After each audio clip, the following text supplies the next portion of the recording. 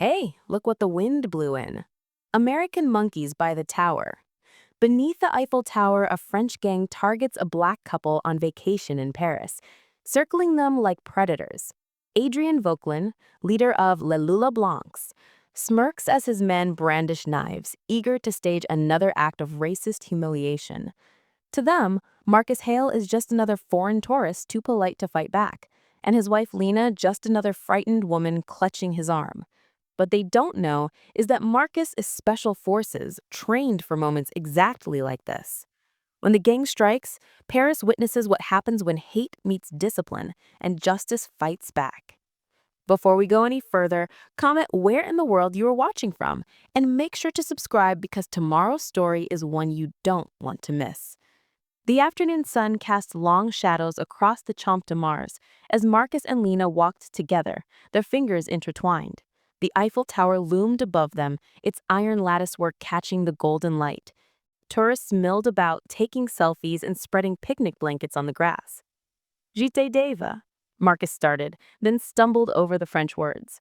Lena squeezed his hand and laughed softly. Your accent is still terrible after all these years. That's why I married a smart woman, he replied with a gentle smile. You can do the talking. They stopped to take photos, Lena positioning Marcus just right so the tower framed him perfectly. The peaceful moment shattered when angry voices cut through the ambient chatter of the crowd. A group of young white men in matching white tank tops had surrounded a black street performer. Their matching outfits weren't a coincidence. This was Le Lua Blanc, the White Wolves. Marcus noticed them first, his body tensing slightly as he watched them shove the performer. Marcus, Lena whispered, gripping his arm, let's just walk away. But the gang had already spotted them. One of them nudged their leader, Adrien Vauquelin, and pointed.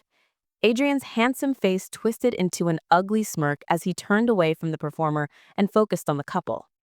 Look what we have here, Adrien called out in accented English. More American tourists who think they own Paris. His followers laughed, spreading out to block potential escape routes.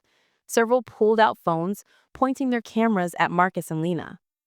Your English is as bad as my French, Marcus replied evenly, though Lena could feel the tension in his muscles. Adrian's eyes narrowed. He stepped closer, his gang moving with him. We don't want your kind here, he spat, dropping any pretense of civility. The racial slurs that followed made Lena flinch.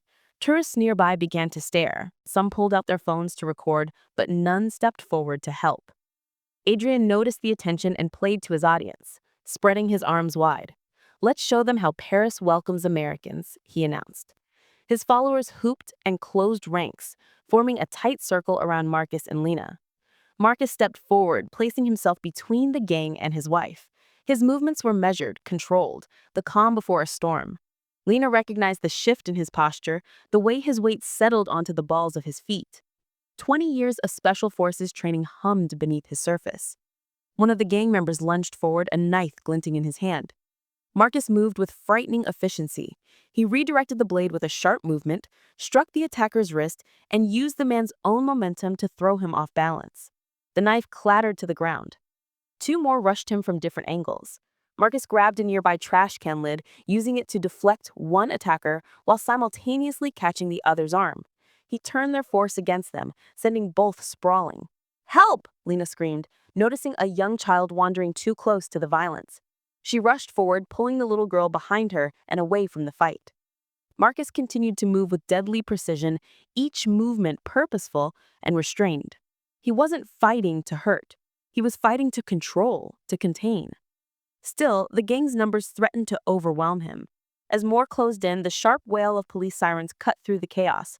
Capitaine Roxane Moreau appeared with two officers, their uniforms a blur of dark blue as they charged into the fray. The gang scattered like cockroaches in sudden light, but Moreau moved faster than they expected. She caught Adrien before he could slip away, twisting his arms behind his back.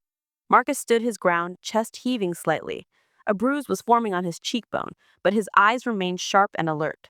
Lena ran to him, her hands shaking as she checked him for injuries.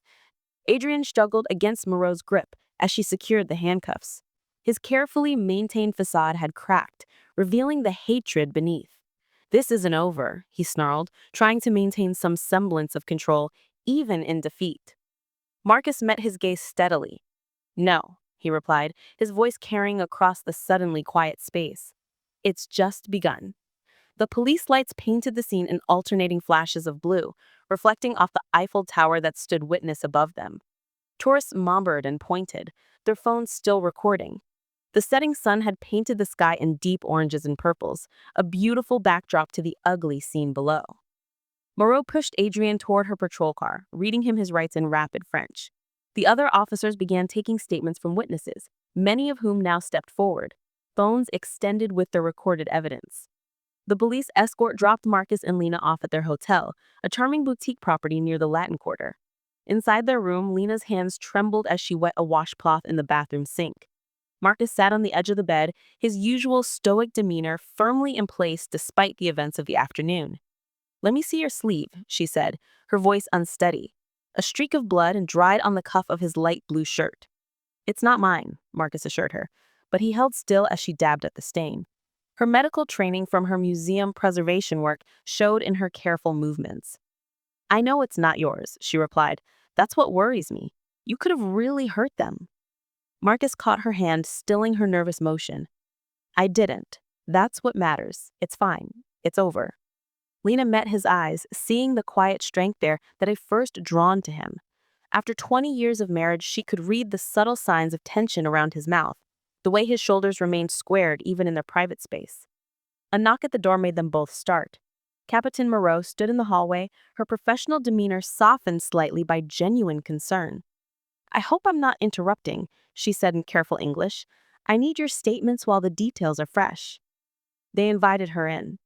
The captain pulled out a small recorder and notepad, settling into the room's single armchair, while Marcus and Lena sat together on the bed. "Please tell me everything you remember," Moreau prompted. "Even small details could be important." Lena described the initial confrontation, her historian's eye for detail providing a clear timeline. Marcus added his observations about the gang's coordinated movements, their practiced intimidation tactics. "They've done this before," he concluded. "This wasn't random." Moreau nodded, making notes. "We've had incidents, but witnesses often withdraw their complaints. Evidence disappears." Her tone suggested this wasn't accidental. When they finished, Moreau handed them her card. "Email me any videos you took or ones you see posted online. I'll make sure they go directly to the prosecutor's office." She paused, choosing her words carefully. Some people in Paris, they have influence, but justice should be blind. After she left, Marcus ordered a bottle of wine from room service. They needed to decompress, to process. Lena pulled out her journal, a habit from her academic days that helped her organize her thoughts. "History repeats when it's allowed," she wrote, speaking the words out loud. "We document to prevent that repetition." Marcus poured the wine, handed her a glass. "To documentation," he said with a slight smile. The peaceful moment shattered when both their phones buzzed simultaneously. A notification from a local news site.